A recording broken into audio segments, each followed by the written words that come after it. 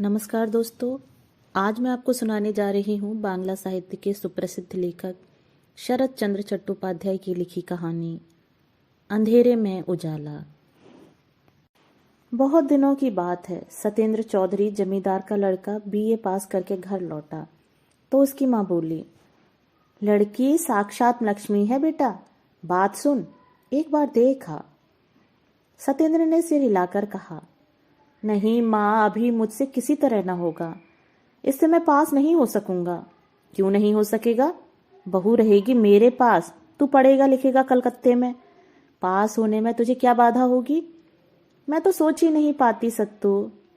नहीं माँ, बहुत सुविधाजनक नहीं होगा, अभी मेरे पास समय नहीं है, इत्यादि कहता कहता सत्य बाहर जाने लगा। माँ बोली, जा मत, ठहर, और भी बात है। थोड़ी रुककर बोली, मैंने वचन दिया है बेटा, मेरा मान नहीं रखेगा? सत्य लौटकर खड़ा हो असंतुष्ट होकर बोला, बिना पूछे वचन क्यों दे दिया? लड़के की बात सुनकर माँ के हृदय को दुख हुआ। बोली, वह मुझसे अपराध हो गया, परंतु मुझे तो माँ की बात रखनी ही होगी। इसके अतिरिक्त विधवा की लड़की बड़ी दुखी है। बात सुन सत्य, राजी हो जा। अच्छा फिर बताऊंगा, कहकर वह बाहर चला गया। माँ बहुत देर चुपचाप खड़ी सोचती रही। यह उनकी एकमात्र संतान है। 7-8 वर्ष हुए पति का स्वर्गवास हो गया, तब से विधवा स्वयं ही नायब गुमाश्ताओं की सहायता से बड़ी जमींदारी का शासन करती आ रही हैं। लड़का कलकत्ता रहकर कॉलेज में पढ़ता है। जमींदारी गृहस्थी का कोई समाचार भी उसे रोक नहीं पाता। माता ने मन ही मन सोच रखा था, लड़के के वकालत पास कर लेने पर उसका विवाह करेगी एवं पुत्र और पुत्रवधू के हाथ में जमींदारी गृहस्थी का संपूर्ण भार देकर निश्चिंत हो जाएगी। इससे पूर्व लड़के को गृहस्थ बनाकर वे उसकी उच्च शिक्षा में बाधा नहीं बनेंगी। परंतु बात कुछ और ही बदल गई। पति की मृत्यु के पश्चात इस घर में इतने दिनों तक कोई काज कर्म नहीं हुआ। उस दिन किसी एक व्रत के उपलक्ष्य में सारे गांव को न्योता दे दिया। स्वर्गवासी अतुल मुखर्जी की दरिद्र विधवा 11 वर्ष की लड़की को लेकर निमंत्रण रखने आई थी। वह लड़की उन्हें बहुत पसंद आई। केवल यह लड़की अत्यंत सुंदरी हो सो ही नहीं, इतनी सी उम्र में ही लड़की अशेष गुणवती है, यह भी उन्होंने 2-4 बातें करके ही समझ लिया था। माँ मन ही मन बोली, अच्छा पहले तो लड़की दिखाऊंगी, तब फिर कैसे पसंद नहीं होगी देखा जाएगा। दूसरे दिन दोपहर का समय सत्य भोजन करने के लिए माता के कमरे में घुसते ही स्तब्ध खड़ा रह गया। उसके खाने की जगह के ठीक सामने आसन बिछाकर माँ ने बैकुंठ की लक्ष्मी देवी को हीरा मुक्ताओं से सजाकर बैठा रखा था। माँ घर में घुसते ही बोली, खाने के लिए बैठ। सत्येंद्र जैसे सोते से जगा। वह हड़बड़ाता हुआ बोला, यहाँ क्यों, और कहीं मुझे खाने को परोस दो। माँ मंद मंद मुस्कुराती हुई बोली, तू सचमुच ही विवाह करने तो जा नहीं रहा है, इस छोटी सी लड़की के सामने तुझे लज्जा क्यों आती है? मैं किसी से लज्जा नहीं करता, कहकर सत्य पेंच जैसा मुंह बनाकर सामने बिछे आसन पर बैठ गया। माँ चली गई। 2 मिनट के भीतर ही वह भोजन सामग्री को थोड़ा बहुत मुंह में डालकर उठ गया। बाहर वाले कमरे में घुसते हुए देख मित्र लोग आ जुटे हैं और 64 छक्के डाले जा रहे हैं। उसने पहले से ही दृढ़ आपत्ति प्रकट करते हुए कहा, मैं किसी तरह नहीं बैठ सकूंगा, मेरा सिर भारी हो रहा है, कहकर कमरे के एक कोने में सरक तकिए पर माथा रखकर आंखें बंद करके सो गया। मित्रों को मन ही मन कुछ आश्चर्य हुआ एवं खेलने वालों की कमी होने के कारण चौसर उठाकर शतरंज बिछा ली। शाम तक बहुत हारकर जीत हुई, परंतु सत्य एक बार भी नहीं उठा, एक बार भी नहीं पूछा कौन हारा कौन जीता। आज यह सब उसे अच्छा नहीं लग रहा था। मित्रों के चले जाने पर वह मकान के अंदर पहुंचकर सीधा अपने ही कमरे को जा रहा था। रसोई घर के बरामदे में से माँ ने पूछा, इस समय सोने जा रहा है रे? सोने नहीं, पढ़ने जा रहा हूँ। एमए की पढ़ाई सरल नहीं है ना, समय नष्ट करने से कैसे चलेगा, कहकर वह गूढ़ संकेत कर धम धम करता हुआ ऊपर चढ़ गया। आधा घंटा बीत गया। उसने एक पंक्ति भी नहीं पढ़ी। टेबल के ऊपर पुस्तक खुली पड़ी थी। कुर्सी को हिलाता हुआ ऊपर की ओर मुंह किए वह छत की कड़ियों को गिन रहा था। तभी अचानक ध्यान भंग हो गया। उसने कान खड़े करते हुए सुना, झम, फिर थोड़ी देर बाद झम झम। सत्य ने सीधे उठकर बैठते हुए देखा, वही सिर से पांव तक गहने पहने हुए लक्ष्मी देवी जैसी लड़की धीरे धीरे पास आकर खड़ी हो गई। सत्य टकटकी लगाए देखता रहा। लड़की ने कोमल कंठ में कहा, माँ ने आपकी राय पूछी है। सत्य ने क्षण भर मौन रहकर प्रश्न किया, किसकी माँ? लड़की ने कहा, मेरी माँ। सत्य उसी समय प्रत्युत्तर नहीं ढूंढ सका। क्षण भर बाद बोला, मेरी माँ से पूछते ही पता चल जाएगा। लड़की लौटी जा रही थी। सत्य ने अचानक प्रश्न कर डाला, तुम्हारा नाम क्या है? मेरा नाम राधा रानी है, कहकर वह चली गई। किसी प्रकार राधा रानी जबरदस्त ध्यान भुलाकर सत्य एमए पास करने के लिए कलकत्ता चला आया है। विश्वविद्यालय की समस्त परीक्षाओं में उत्तीर्ण होने तक किसी भी प्रकार नहीं, बहुत संभव है बाद में भी नहीं, वह विवाह ही नहीं करेगा। कारण, गृहस्थी में पड़ जाने से मनुष्य का आत्म संभ्रम नष्ट हो जाता है, इत्यादि इत्यादि। तो भी रह रहकर उसका संपूर्ण मन जैसे न जाने कैसा हो उठता है। कहीं भी कोई नारी मूर्ति देखते ही एक अन्य छोटा सा मुख उसके पास ही प्रकट होकर उसको ढकता हुआ अकेला विराजमान हो उठता है। सत्य किसी भी प्रकार उस लक्ष्मी प्रतिमा को नहीं भूल पाता। सदैव से ही वह नारी के प्रति उदासीन रहा है। अचानक यह उसे क्या हो गया है कि वह राह घाट में भी कहीं भी एक विशेष उम्र की किसी लड़की को देखते ही उसे अच्छी तरह देखने की इच्छा हो उठती है। हजार चेष्टाएं करने पर भी वह जैसे किसी प्रकार आंखें नहीं हटा पाता। देखते देखते अचानक शायद अत्यंत लज्जित होकर संपूर्ण शरीर बार बार सिहर उठता है और वह उसी समय किसी भी एक रास्ते को पकड़कर शीघ्रता पूर्वक खिसक जाता है। सत्य को तैरकर स्नान करना बहुत अच्छा लगता था। उसके चोर बागान के निवास से गंगा नदी दूर नहीं है। प्रायः ही वह जगन्नाथ घाट पर स्नान करने के लिए आता। आज पूर्णिमा है। घाट पर खूब भीड़ हो गई है। गंगा तट पर आकर वह जिस उड़िया ब्राह्मण को सूखे कपड़ों की जिम्मेदारी सौंपकर पानी में घुसता है, उसी की ओर चले आते हुए एक जगह बाधा पाकर रुककर देखा 4-5 लोग एक ओर देख रहे हैं। सत्य उन लोगों की दृष्टि का अनुसरण करके देखते हुए आश्चर्य से स्तब्ध रह गया। उसके मन को लगा, एक साथ इतना रूप उसने तो कभी किसी स्त्री शरीर में नहीं देखा। लड़की की उम्र 18-19 से अधिक न थी। पहनावे में सीधी सादी काली पाड़ की धोती, संपूर्ण शरीर आभूषणहीन घुटनों के बल बैठी हुई, मस्तक पर चंदन की छाप लगवा रही थी एवं उसी का परिचित पंडा एकाग्र चित्त से सुंदरी के कपोल और नाक पर चंदन की रेखा खींच रहा था। सत्य पास जाकर खड़ा हो गया। पंडा सत्य से यथेष्ट दक्षिणा पाया करता था। इसी से उसने रूपसी के चंद्रमुख की खातिरदारी त्याग करके हाथ के छापे रखते हुए बड़े बाबू के सूखे वस्त्रों के लिए हाथ बढ़ा दिया। दोनों की आंखें चार हुईं। सत्य झटपट कपड़ों को पंडे के हाथ में दे शीघ्रता पूर्वक सीढ़ियां पार करके पानी में घुस गया। मगर आज उससे लहरें नहीं काटी जा सकीं। किसी प्रकार स्नान पूरा करके जब वह वस्त्र बदलने के लिए ऊपर आया, तब तक वह असामान्य रूप से चली गई थी। उस दिन उसका मन दिन भर गंगा गंगा करने लगा एवं दूसरे दिन अच्छी तरह सवेरा होने से पहले ही माँ गंगा ने उसे ऐसी जोर से खींचा कि वह विलंब न करके छोटी से एक वस्त्र खींचकर गंगा यात्रा को चल दिया। घाट पर आकर देखा, अपरिचिता रूपसी अभी अभी स्नान करके ऊपर आई है और पहले दिन की भांति आज भी ललाट को चित्रित करा रही है। आज भी चारों आंखें मिली। आज भी उसके सर्वांग में बिजली दौड़ गई और वह किसी प्रकार कपड़े छोड़कर शीघ्रता पूर्वक चल दिया। रमणी प्रतिदिन बहुत अंधेरे ही गंगा स्नान करने आती है।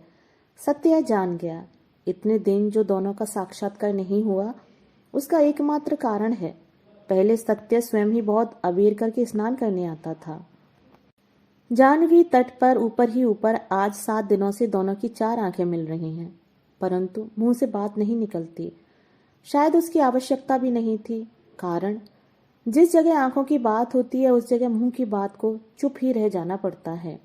अपरिचिता रूपसी जो भी हो, उसने आंखों से बात करती हुए शिक्षा दी है एवं उस विद्या के पारदर्शी सत्य के अंतर्यामी ने भीतर हृदय में उसे अनुभव कर लिया है।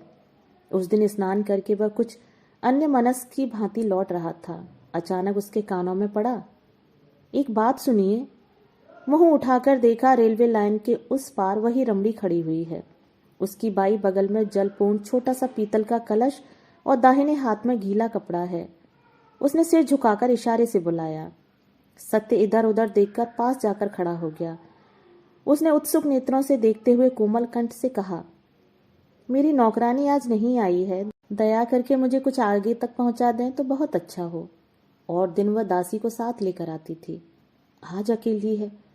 सत्य के मन में विविधा होने लगी, यह काम अच्छा नहीं है। मन को एक बार ऐसा भी लगा, परंतु वह ना नहीं कह सका। रमणी उसके मन के भाव का अनुमान कर कुछ हंस गई। इस हंसी को जो हंसना जानता है उसके लिए संसार में कुछ भी अप्राप्य नहीं है। सत्य ने तुरंत ही चलिए कहकर उसका अनुसरण किया। 2-4 कदम आगे बढ़कर रमणी ने फिर बात की, दासी बीमार है, वह आ नहीं सकती, परंतु मैं भी गंगा स्नान किए बिना नहीं रह सकती। आपको भी देखती हूँ, यही बुरी आदत है।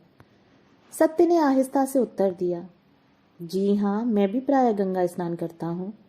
यहाँ आप कहाँ रहते हैं? चोर बागान में मेरा घर है।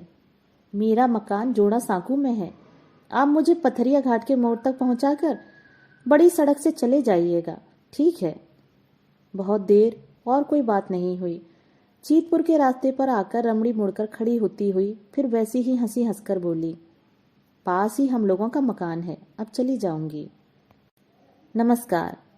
नमस्कार कहकर सत्य गर्दन झुकाए हुए झटपट चला गया। उस दिन भी उसकी छाती के भीतर न जाने क्या होता रहा, वह लिखकर बताना असाध्य है। जवानी में कामदेव के पुष्पबाण का आघात जिन्हें सहना पड़ा है, केवल उन्हीं को अनुमान हो सकेगा। केवल वे ही समझ सकेंगे उस दिन क्या हुआ। सब लोग न समझेंगे। किस उन्माद के नशे में डूबकर जल, स्नान, आकाश, वायु सब रंगीन दिखाई देने लगे। समस्त चैतन्य जगत किस तरह चेतना खो बैठा है। एक मुखड़ा प्राणहीन चुंबक शलाका की भांति केवल इसी एक ओर झुक पड़ने के लिए प्रतिक्षण उन्मुख बना रहा। दूसरे दिन सवेरे सत्य ने जगकर उठते हुए देखा, धूप निकल आई है। एक पीड़ा की लहर उसके कंठ तक को आलोकित करती हुई जम गई। उसने निश्चित रूप से समझा, आज का दिन तो एकदम व्यर्थ हो गया। नौकर सामने से जा रहा था, उसे बुरी तरह धमकाते हुए कहा, हरामजादे, इतनी देर हो गई और मुझे तू हिला भी नहीं सकता था। जा, तुझ पर 1 रुपया जुर्माना किया। वह बेचारा हतबुद्धि हो देखता रहा। सत्य दूसरा कपड़ा लिए बिना नाराज मुंह से घर से निकलकर बाहर चल दिया। सड़क पर आकर किराए की गाड़ी की एवं गाड़ीवान को पथरिया घाट के भीतर चलने का हुक्म देकर रास्ते के दोनों ओर प्राणपण से आंखें बिछा रखीं। परंतु गंगा तट पर आकर घाट की ओर देखते ही उसका संपूर्ण शोभ जैसे ठंडा हो गया। अपितु मन को लगा जैसे अचानक ही मार्ग पर पड़े हुए किसी अमूल्य रत्न को उठा लिया। गाड़ी से उतरते ही वह कोमलता पूर्वक हंसते हुए अत्यंत परिचित की भांति बोली, इतनी देर क्यों? मैं आधे घंटे से खड़ी हुई हूँ, जल्दी नहा लीजिए, आज भी मेरी दासी नहीं आई। 1 मिनट सब्र कीजिए, कहकर सत्य शीघ्रता पूर्वक जल में जा घुसा। तैना उसका न जाने कहाँ गया। वह किसी प्रकार शरीर को 2-3 डुबकी देकर लौट आया और बोला, मेरी गाड़ी कहाँ गई? रमणी ने कहा, मैंने उसे भाड़ा देकर विदा कर दिया। आपने भाड़ा दिया? दे ही दिया, चलिए, कहकर फिर एक भुवन मोहिनी हंसी हंसकर वह आगे बढ़ चली। सत्य एकदम मर गया कि चाहे यह निर्हीता हो चाहे अनभिज्ञता हो, एक बार में ही संदेह हो जाता है यह सब क्या है। रास्ते में चलते चलते रमणी ने कहा, कहाँ घर बताया था? चोर बागान में। सत्य ने कहा, हाँ। वहां क्या केवल चोर ही रहते हैं? सत्य ने चकित होकर कहा, क्यों? आप तो उन चोरों के राजा हैं, कहकर रमणी तनी गर्दन घुमाकर कटाक्ष पूर्वक हंसती हुई फिर चुपचाप हंस की चाल से चलने लगी। आज बगल का घट अपेक्षाकृत बड़ा था। भीतर गंगा जल छलाछल छलाछल शब्द से, अर्थात ओरे मुग्ध अंधे युवक सावधान, यह सब धोखा है, सब ठगी है, कहकर उछल उछल कर बार बार व्यंग तिरस्कार करने लगा। मोड़ के पास आने पर सत्य ने संकोच पूर्वक कहा, गाड़ी भाड़ा तो? रमणी घूमकर खड़ी हो गई, अस्फुट कोमल कंठ से उत्तर दिया, यह तो आपने ही दिया है। सत्य ने इस इशारे को न समझकर पूछा, मैंने कैसे दिया? मेरे पास और है क्या जो दूंगी? जो था वह सभी तो तुमने चोर डकैती से ले लिया, कहकर उसने आश्चर्य से मुंह फेर लिया। शायद अपनी उच्च बसित हंसी के बेग को जबरदस्ती रोकने लगी। इस अभिनय को सत्य देख नहीं पाया। इसी से इस चेहरे के प्रच्छन्न इंगित ने तीव्र तड़ित रेखा की भांति उसके संदेह के जाल को भीतर तक विदीर्ण करते हुए छाती के अंतः स्थल तक प्रकाशित कर डाला। उसे क्षण भर को इच्छा हुई कि उन दोनों महावर लगे पांव में लौट जाए, परंतु पलक मारते ही गंभीर लज्जा से उसका माथा इस तरह झुक गया कि वह एक बार प्रियतमा के मुंह की ओर आंख उठाकर देख भी न सका। चुपचाप नीचा मुंह किए धीरे धीरे चला गया। उसी फुटपाथ पर उसके आदेशानुसार दासी उसकी प्रतीक्षा कर रही थी। पास आकर बोली, अच्छा दीदी मणि, बाबू को इस तरह क्यों नचाती फिरती हो? कहती हूं कुछ है भी या नहीं? 2 पैसा खींच सकोगी ना? रमणी हंसकर बोली, सो नहीं जानती, परंतु बेवकूफ लोगों की नाक में रस्सी डालकर घुमाने में मुझे बहुत अच्छा लगता है। दासी भी कुछ देर तक हंसकर बोली, यह भी तुम ही कर सकती हो, परंतु कुछ भी कहो दीदी मणि, देखने में जैसे राजकुमार हैं, जैसे आंखें और मुंह है वैसा ही रंग भी है। तुम दोनों सच मानो खड़े होकर बातें कर रहे थे तो लगता था जैसे गुलाब के 2 फूल खिले हुए हों। रमणी मुंह बिचकाकर हंसती हुई बोली, अच्छा चल, पसंद आ गया हो तो, ना हो तो तू ही ले लेना। दासी भी हारने वाली नहीं थी। उसने जवाब दिया, नहीं दीदी मणि, वह वस्तु प्राण रहते अन्य किसी को नहीं दे सकोगी, यह कह देती हूँ। ज्ञानियों ने कहा है असंभव घटना आंखों देखी होने पर भी नहीं कहनी चाहिए, कारण अज्ञानी लोग उस पर विश्वास नहीं करेंगे। इसी अपराध से श्रीमंत बेचारा किसी शमशान में जा चुका है। खैर कुछ भी हो, एकदम सच्ची बात है कि सत्य जैसे आदमी ने उस दिन घर लौटकर टेनिसन की कविताएं पढ़ी एवं डॉन जॉन की कविताओं का बंगला अनुवाद करने बैठ गया। वह इतना बड़ा हो चुका था, परंतु इस बार भी इस संशय का कण भर भी उसके मन में नहीं उठा कि दिन के समय में शहरी राह घाट में ऐसे अद्भुत प्रेम की बाढ़ संभव भी हो सकती है या नहीं, अथवा उस बाढ़ का प्रवाह यदि सर्वांग को डुबाता हुआ उठा तो वह निरापद भी रह सकेगा या नहीं। 2 दिन बाद स्नान करके घर लौटते हुए मार्ग में अपरिचिता ने अचानक कहा, कल रात थिएटर देखने गई थी। सरला का कष्ट देखते ही छाती फटने लगती है ना? सत्य ने सरला का नाटक नहीं देखा था, स्वर्णलता नामक पुस्तक अवश्य पढ़ी थी। धीरे से बोला, हाँ, बहुत बार दुख पाकर ही उसकी मृत्यु हुई। रमणी दीर्घ निश्वास छोड़ती हुई बोली, ओफ, कितना भयानक कष्ट। अच्छा, सरला ने अपने पति को इतना प्यार क्यों किया और उसकी जिठानी क्यों नहीं कर सकी, कह सकते हैं? सत्य ने संक्षेप में उत्तर दिया, यह स्वभावजन्य है। रमणी बोली, ठीक यही बात है। विवाह तो सभी का होता है, परंतु सभी स्त्री पुरुष क्या परस्पर समान रूप से प्रेम कर पाते हैं? नहीं कर पाते। कितने लोग हैं जो जीवन पर्यंत यह नहीं जान पाते कि प्रेम क्या वस्तु है। जानने की क्षमता ही उनमें नहीं होती। देखिए, कितने ही लोग गाने बजाने को 1000 अच्छा होते हुए भी मन लगाकर नहीं सुन पाते। कितने ही लोग किसी तरह नाराज नहीं होते, नाराज हो ही नहीं सकते। लोग उनके बहुत गुण गाते हैं, परंतु मेरी तो निंदा करने की इच्छा होती है। सत्य ने हंसते हुए कहा, क्यों? रमणी ने उद्दीप्त कंठ से उत्तर दिया, उन्हें अक्षम कहकर। अक्षमता में थोड़े बहुत गुण हो भी सकते हैं, परंतु दोष अधिक हैं। यही जैसे सरला का जेठ स्त्री के इतने बड़े अत्याचार पर भी उससे नाराज नहीं होता। सत्य चुप बना रहा। उसने फिर कहा, और उसकी स्त्री, यह प्रमदाबी कितनी शैतान औरत है। मैं होती तो राक्षसी का गला दबा देती। सत्य ने हंसते हुए कहा, होती किस तरह? प्रमदा नामक सचमुच कोई स्त्री थी ही नहीं, केवल कवि की कल्पना। रमणी बीच में ही रोककर बोली, तो ऐसी कल्पना ही क्यों की गई? अच्छा, सब लोग कहते हैं सभी मनुष्यों के भीतर भगवान है, आत्मा है, किंतु प्रमिदा के चरित्र को देखकर नहीं लगता कि उसके भीतर भी भगवान थे। तुमसे सत्य कहती हूँ, कहीं भी बड़े बड़े लोगों की पुस्तकें पढ़कर मनुष्य भले बने, मनुष्य को मनुष्य प्यार करें, सो तो नहीं। ऐसी पुस्तकें लिख दी हैं कि पढ़कर मनुष्य पर मनुष्य की घृणा उत्पन्न होती है। विश्वास नहीं होता कि सचमुच ही सब मनुष्यों के हृदय में भगवान का निवास होता है। सत्य ने चकित होकर उसके मुंह की ओर देखते हुए कहा, तुम शायद बहुत पुस्तकें पढ़ती हो। रमणी बोली, अंग्रेजी तो नहीं जानती, बंगला की जो भी किताबें निकलती हैं सबको पढ़ती हूँ। किसी किसी दिन सारी रात पढ़ती हूँ। यही तो बड़ी सड़क है, चलो ना हमारे घर, जितनी पुस्तकें हैं सब दिखाऊंगी। सत्य चौंक उठा, तुम लोगों के घर?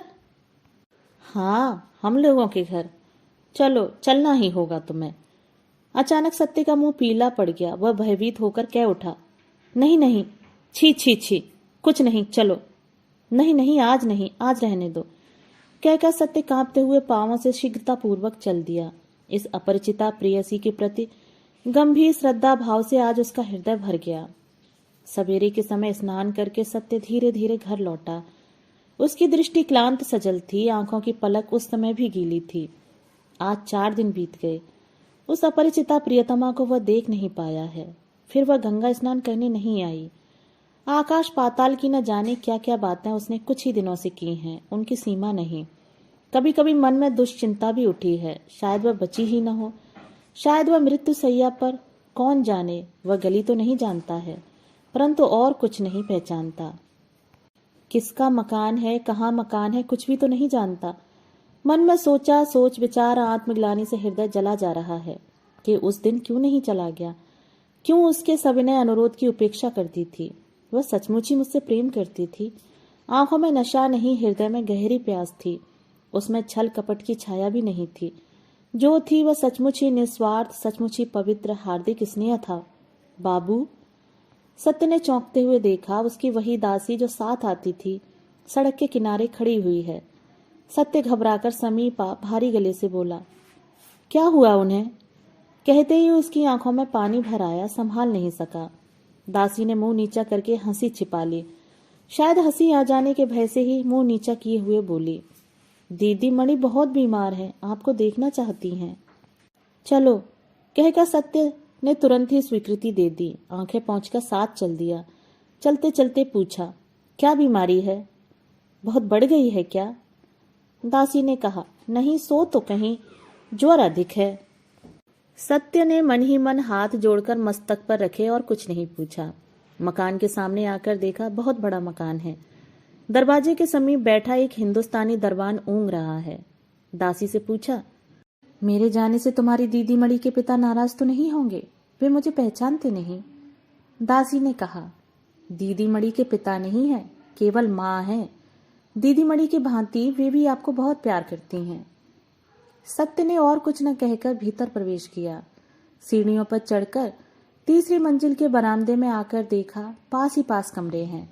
बाहर से जितना भी दिखाई पड़ता है, लगता है वे सब चमत्कार पूर्ण ढंग से सजे हुए हैं। किसी कमरे से उच्च हास्य के साथ तबला और घुंघरू का शब्द आ रहा है। दासी ने हाथ से दिखाते हुए कहा, यही घर है, चलिए। दरवाजे के सामने आकर वह हाथ से पर्दे को हटाती हुई बहुत उच्च कंठ से बोली, दीदी मणि, यह लो अपने नागर को। तीव्र हंसी और कोलाहल उठा। भीतर जो कुछ देखा उससे सत्य का संपूर्ण मस्तिष्क उलट पुलट हो गया। उसे लगा जैसे वह अचानक बेहोश होता हुआ गिरा जा रहा है। किसी तरह दीवार को पकड़कर उसी जगह आंखें बंद करके वह चौखट के ऊपर बैठ गया।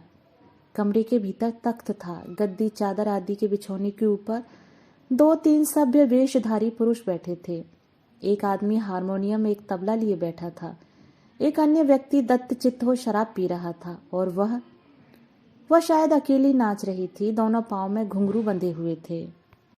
संपूर्ण शरीर विविध प्रकार के आभूषणों से भूषित था। सुरा रंजित दोनों आंखें झूम झूम रही थीं। झटपट समीप आकर सत्य का एक हाथ पकड़कर खिलखिलाकर हंसती हुई बोली, दोस्त को मिर्गी की बीमारी है क्या? लो भाई, एहतियारी मत करो, उठो।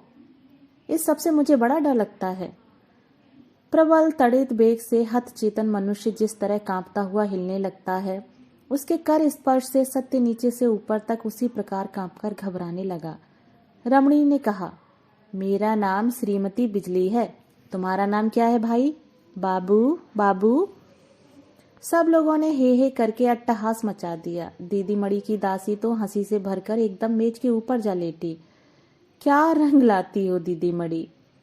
बिजली कृत्रिम रोष भरे स्वर से उसे थोड़ा धमकाती हुई बोली, ठहर, बक बक मत कर, आओ, उठ आओ, कहकर जबरदस्ती सत्य को खींच लाकर एक चौकी के ऊपर बैठाकर उसके पांव के समीप घुटने टिकाकर बैठ गई और हाथ जोड़कर गाना आरंभ कर दिया।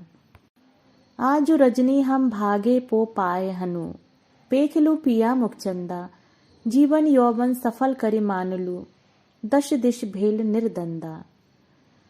जिस आदमी ने शराब पी रखी थी उसने उठकर सत्य के पांव के समीप दंडवत प्रणाम किया। उसे नशा चढ़ रहा था। रोता हुआ बोला, पंडित जी महाराज, मैं बड़ा पातकी हूँ, थोड़ी पद रच दें।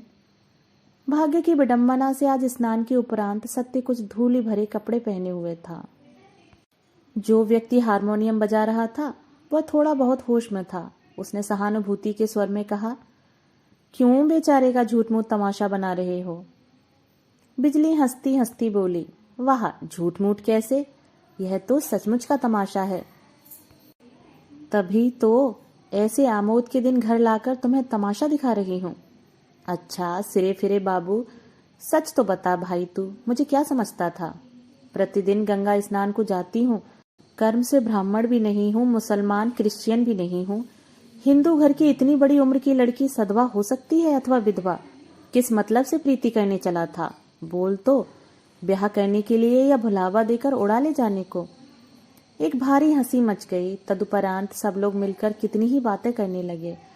सत्य ने एक बार भी मुंह नहीं उठाया, किसी भी बात का जवाब नहीं दिया। वह मन में क्या सोच रहा था, उसे किस तरह कहा जाए, और कहने पर भी समझेगा कौन? खैर रहने दो। बिजली अचानक चकित होकर उठ खड़ी होती हुई बोली, वाह, मैं भी खूब हूँ। ओ श्यामा, जल्दी आ, बाबू के लिए खाना ले आ, स्नान करके आए हैं। वाह, मैं केवल तमाशा ही कर रही हूँ। कहते कहते उसका थोड़ी देर पहले का व्यंग विद्रूप से जलता कंठ स्वर अकृत्रिम स्नेह के अनुपात से सचमुच ही ठंडा हो गया। थोड़ी देर बाद दासी ने एक थाल में खाने की वस्तुएं लाकर हाजिर कर दी। बिजली अपने हाथ में थाल लेकर फिर घुटने नबाकर बैठती हुई बोली, मुंह उठाओ, खाओ। अब तक सत्य अपनी संपूर्ण शक्ति को एकत्र कर स्वयं को संभाले हुए था। इस बार मुंह उठाकर शांत भाव से बोला, मैं नहीं खाऊंगा। क्यों, जाती चली जाएगी? मैं क्या भंगिन या चमारिन हूं? सत्य ने उसी भांति शांत कंठ से कहा, वह होती तो खा लेता, आप जो कुछ हैं ठीक है। बिजली खिलखिलाकर हंसती हुई बोली, हाय, बाबू भी छुरी छुरा चलाना जानते हैं, देख रही हूं। कहकर फिर हंसी, परंतु वह केवल शब्द मात्र था, हंसी नहीं थी। इसी से और कोई उस हंसी में योग नहीं दे पाया। सत्य ने कहा, मेरा नाम सत्य है, बाबू नहीं। मैंने छुरी छुरा चलाना कभी नहीं सीखा, परंतु अपनी भूल पहचान कर उसे सुधारना सीखा है। बिजली अचानक न जाने क्या बात कहने जा रही थी, परंतु उसे दबाकर बोली, मेरा छुआ नहीं खाओगे? नहीं। बिजली उठ खड़ी हुई। उसके परिहास के स्वर में इस बार तीव्रता मिली हुई थी। जोर देकर बोली, खाओगे, मैं कह देती हूं तुमसे। आज न सही कल, अन्यथा तुम 2 दिन बाद खाओगे। सत्य गर्दन हिलाकर बोला, देखो, भूल सभी से होती है। मेरी भूल कितनी बड़ी थी उस सबको खूब समझ गया हूं। आपसे भी भूल हो रही है। आज नहीं, कल नहीं, 2 दिन बाद भी नहीं, इस जन्म में नहीं, आगामी जन्म में भी नहीं, किसी भी समय आपका छुआ नहीं खाऊंगा। आज्ञा दीजिए, मैं जाऊं। आपके निश्वास से मेरा रक्त सूखा जा रहा है। उसके मुंह पर गंभीर घृणा की ऐसी सुस्पष्ट छाया पड़ी कि वह शराबी की आंखों से भी नहीं छुप सकी। उसने सिर हिलाकर कहा, बिजली बीबी, अरिस्केशु रसस्य निवेदन, जाने दो, जाने दो। सवेरे सवेरे ही इसने सारा मजा मिट्टी कर दिया। बिजली ने जवाब नहीं दिया। स्तंभित होकर सत्य के मुंह की ओर देखती हुई खड़ी रही। वास्तव में उससे भयानक भूल हो गई थी। वह तो कल्पना भी नहीं कर सकती थी कि ऐसा मुंह चोर व्यक्ति इस तरह भी बोल सकेगा। सत्य आसन छोड़कर उठ खड़ा हुआ। बिजली मृदु स्वर में बोली, थोड़ा और बैठो।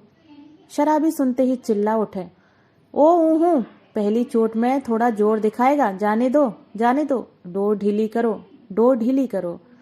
सत्य कमरे के बाहर आ गया। बिजली ने पीछे से आकर राह रोकते हुए धीरे धीरे कहा, वे लोग देख लेते, इसी से, अन्यथा मैं हाथ जोड़कर कहती हूँ, मुझसे बड़ा अपराध हो गया है।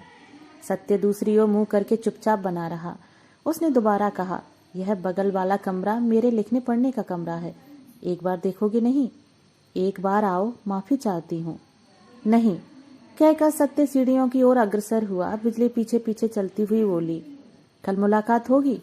नहीं। तो क्या कभी मुलाकात नहीं होगी? नहीं। रुदन से बिजली का कंठ रुद्ध हो गया। थूक निगलकर जोर लगाकर गले को साफ करती हुई बोली, मुझे विश्वास नहीं होता कि फिर मुलाकात नहीं होगी, परंतु तो भी यदि ना हो तो बताओ, मेरी इस बात पर विश्वास करोगे? भग्न स्वर सुनकर सत्य चकित हो गया। परंतु इन 15-16 दिनों से जो अभिनय उसने देखा था उनके आगे तो यह कुछ भी नहीं है। तो भी वह मुंह फेर कर खड़ा हो गया। उस मुख की प्रत्येक रेखा पर सुदृढ़ अविश्वास को पढ़कर बिजली की छाती फट गई। परंतु वह क्या करेगी? हाय हाय, विश्वास कराने के सभी उपाय उसने जैसे कूड़े करकट की भांति अपने ही हाथ से झाड़कर फेंक दिए थे। सत्य ने पूछा, क्या विश्वास करूं? बिजली के होंठ कांप उठे परंतु स्वर नहीं निकला। आंसुओं के भार से बोझिल दोनों नेत्र क्षण भर के लिए ऊपर उठाकर नीचे कर लिए। सत्य ने उन्हें भी देखा, परंतु आंसू क्या नकली नहीं होते? बिजली मुंह उठाए बिना भी समझ गई सत्य प्रतीक्षा कर रहा है, परंतु उस बात को वह किसी प्रकार भी मुंह से बाहर नहीं निकाल सकी जो बाहर निकलने के लिए उसकी छाती के अंजर पंजरों को तोड़े फोड़े दे रही थी। वह प्यार करती थी।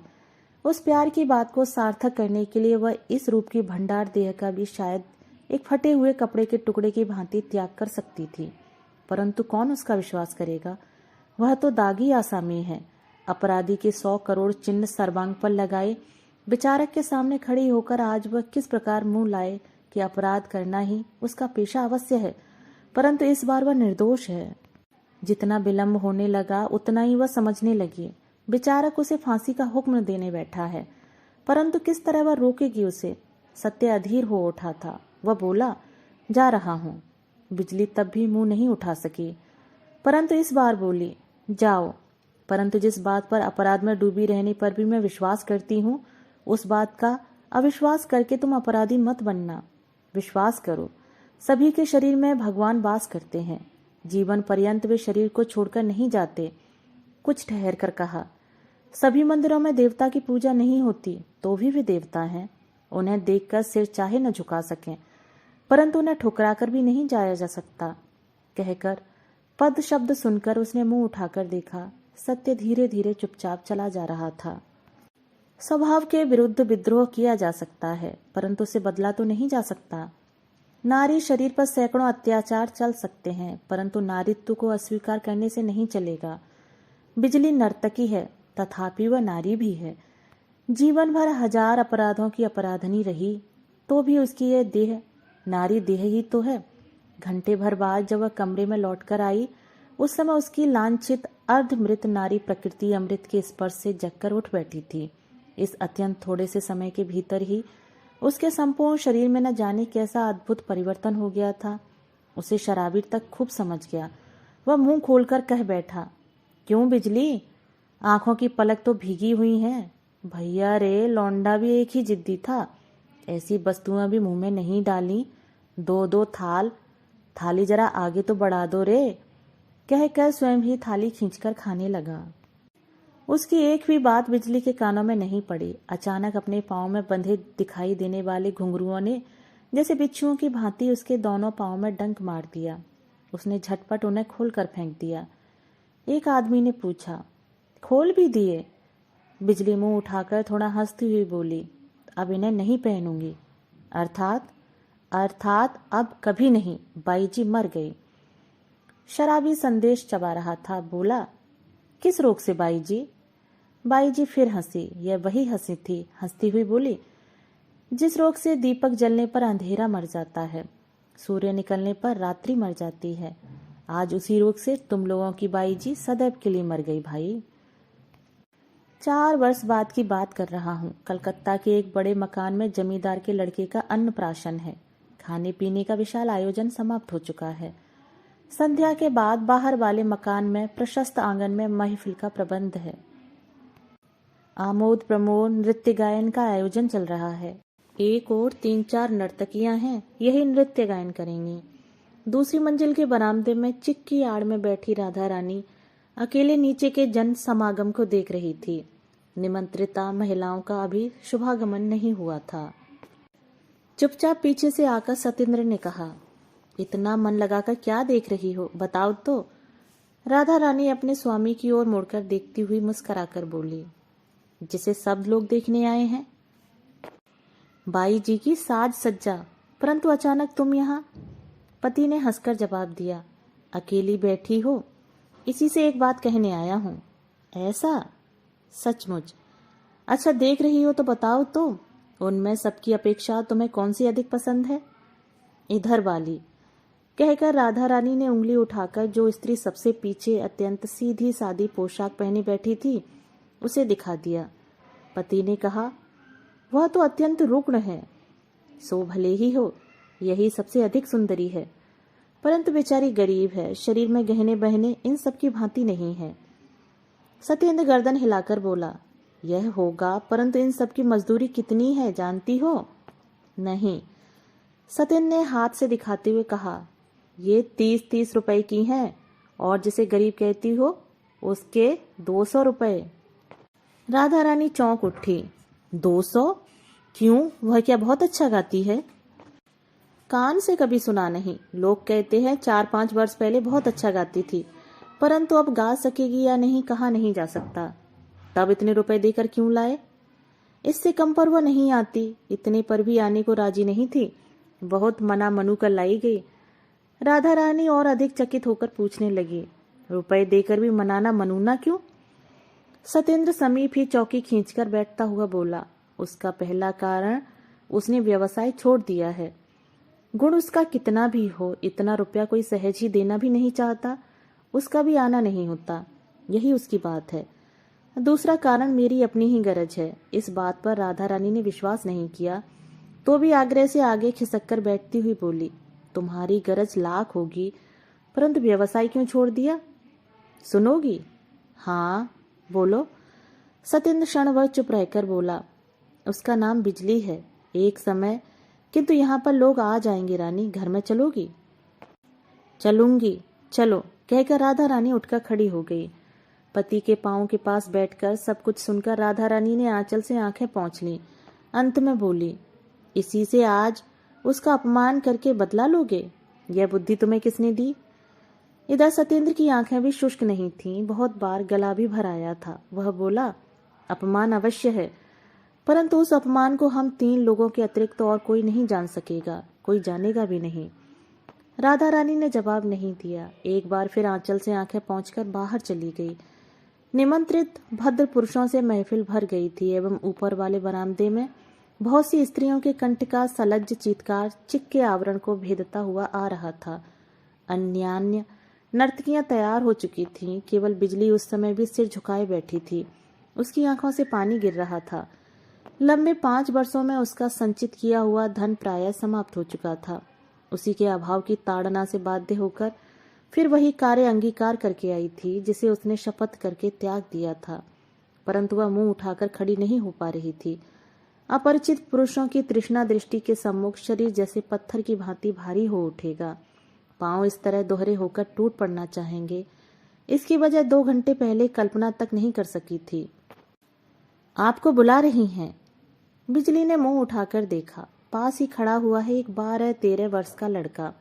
उसने ऊपर के बरामदे की ओर निर्देश करते हुए दोबारा कहा, माँ जी आपको बुला रही हैं। बिजली विश्वास नहीं कर पाई, जिज्ञासा की, कौन बुला रही हैं? माँ जी बुला रही हैं। तुम कौन हो? मैं घर का नौकर हूँ। बिजली गर्दन हिलाकर बोली, मुझे नहीं, तुम फिर पूछ कर आओ। बालक थोड़ी देर बाद लौटकर आकर बोला, आपका नाम बिजली है ना? आप ही को बुला रही हैं। आइए मेरे साथ, माँ जी खड़ी हुई हैं। चलो, कहकर बिजली झटपट पांव के घूंघर खोलकर उनका अनुसरण करती हुई अंदर प्रविष्ट हुई। मन में सोचा, गृहिणी की कोई विशेष फरमाइश है, इसीलिए वहां बुलाया गया है। शयन गृह के दरवाजे के समीप राधा रानी बालक को गोद में लिए खड़ी हुई थी। त्रस्त कुंठित पांव से बिजली के सामने खड़े होते ही वह आदर पूर्वक हाथ पकड़कर उसे भीतर खींच लाई। एक चौकी के ऊपर जबरदस्ती बैठाकर मुस्कुराती हुई बोली, दीदी पहचानती हो? बिजली आश्चर्य से हतबुद्धि हो रही। राधा रानी गोद के लड़के को दिखाती हुई बोली, छोटी बहन को शायद पहचाना नहीं दीदी, इसका दुख नहीं है, परंतु इसे न पहचान पाने पर सचमुच ही झगड़ा करूंगी, कहकर मुंह दबाकर मंद मंद मुस्कुराने लगी। ऐसी हंसी देखकर भी बिजली कोई बात न कह सकी, परंतु उसका अंधकारपूर्ण आकाश धीरे धीरे स्वच्छ होने लगा। उस अनिद्य सुंदर मातृमुख से सद्य विकसित गुलाब जैसे शिशु के मुख की ओर उसकी दृष्टि बंधी रह गई। राधा रानी निस्तब्ध थी। बिजली निर्निमेष आंखों से देख देखकर अचानक उठ खड़ी हुई। दोनों हाथ फैलाकर शिशु को गोद में लेकर जोर से छाती से चिपटाकर झरझर करती हुई रो पड़ी। राधा रानी ने कहा, दीदी समुद्र को मत कर विष तो स्वयं पी लिया और समस्त अमृत इस छोटी बहन को दे दिया है। उन्होंने तुमसे प्यार किया था, इसीलिए मैंने उन्हें पाया है। सत्येंद्र के एक छोटे से फोटोग्राफ को हाथ में उठाए बिजली टकटकी बांधे देख रही थी। मुंह उठाकर मुस्कुराती हुई बोली, विष का विष ही तो अमृत है बहन। मैं वंचित रह गई, उसी विष ने इस घोर पापनी को ऊपर कर दिया है। राधा रानी ने इस बात का उत्तर न देते हुए कहा, मुलाकात करोगी दीदी? बिजली क्षण भर आंखें बंद करके निश्चय करती हुई बोली, नहीं दीदी, 4 वर्ष पहले जिस दिन वे अछूत को पहचान कर घोर घृणा से मुंह फेरकर चले गए थे, उस दिन घमंड में भरकर मैंने कहा था फिर मुलाकात होगी, तुम फिर आओगे। परंतु मेरा वह घमंड रहा नहीं और वे नहीं आए। परंतु आज देख रही हूं क्यों दर्पहारी ने मेरा वह दर्प नष्ट कर दिया। वे नष्ट करके अब किस तरह गढ़ेंगे, निकाल कर अब किस तरह लौटाएंगे, इस बात को मेरी तरह और कोई नहीं जानता बहन। कहकर वह फिर एक बार अच्छी तरह आंचल से आंखें पोंछकर बोली, प्राणों की ज्वाला से भगवान को निर्दय निष्ठुर कहकर अनेकों दोष दिए हैं, परंतु अब देख रही हूं इस पापिष्ठा पर उन्होंने कैसी दया की है। उस दिन उन्हें लौटाकर ले जाती तो मैं तो सब ओर से मिट्टी हो जाती, उन्हें भी नहीं पाती, स्वयं को भी हार जाती। रुदन से राधा रानी का गला अवरुद्ध हो गया था, वह कुछ भी नहीं बोल पा रही थी। बिजली ने फिर सोचा था कभी मुलाकात होने पर उनके पांव पकड़कर एक बार और माफी मांगकर देखूंगी, परंतु उसकी अब जरूरत नहीं है। इस चित्र को केवल दे दो दीदी, मैं जा रही हूं। कहकर वह उठ खड़ी हुई। राधा रानी ने भारी स्वर में कहा, फिर कब भेंट होगी दीदी? भेंट अब नहीं होगी बहन। मेरा एक छोटा सा मकान है, उसे बेचकर जितनी जल्दी हो सकेगा चली जाऊंगी। अच्छी बात है, बता सकती हो बहन, उन्होंने क्यों अचानक इतने दिनों बाद मुझे स्मरण किया? जब उनका आदमी मुझे बुलाने गया था तब तो कोई एक झूठा नाम बताया था। लज्जा से राधा रानी का मुंह लाल हो उठा। वह नीचा मुंह किए चुपचाप रह गई। बिजली क्षण भर सोचकर बोली, समझ गई, शायद मेरा अपमान करने के लिए ही ना? नहीं, इसके अतिरिक्त इतनी चेष्टा करके मुझे बुलवाने का तो कोई अन्य कारण दिखाई नहीं देता। राधा रानी का मस्तक और भी झुक गया। बिजली हंसकर बोली, तुम क्यों लजाती हो बहन? तो भी उनसे भूल हो गई। उनके चरणों में मेरा शतकोटि प्रणाम कहकर बता देना, यह नहीं हो सकता। मेरा अपना अब कुछ नहीं है, अपमान करने पर संपूर्ण पाप उन्हीं के शरीर से लगेगा। नमस्कार दीदी। नमस्कार बहन। आयु में बहुत बड़ी होने पर भी तुम्हें आशीर्वाद देने का अधिकार तो मुझे नहीं है। मैं तन मन से प्रार्थना करती हूँ बहन, तुम्हारे हाथ का नोया अक्षय बना रहे। जा रही हूँ। दोस्तों, अभी आप सुन रहे थे शरत चंद्र चट्टोपाध्याय की लिखी कहानी अंधेरे में उजाला। कहानी अगर आपको पसंद आई हो तो मेरे चैनल को लाइक, शेयर और सब्सक्राइब जरूर कीजिएगा और कहानी के विषय में अपने सुझाव मुझे कमेंट बॉक्स में साझा कीजिएगा। धन्यवाद।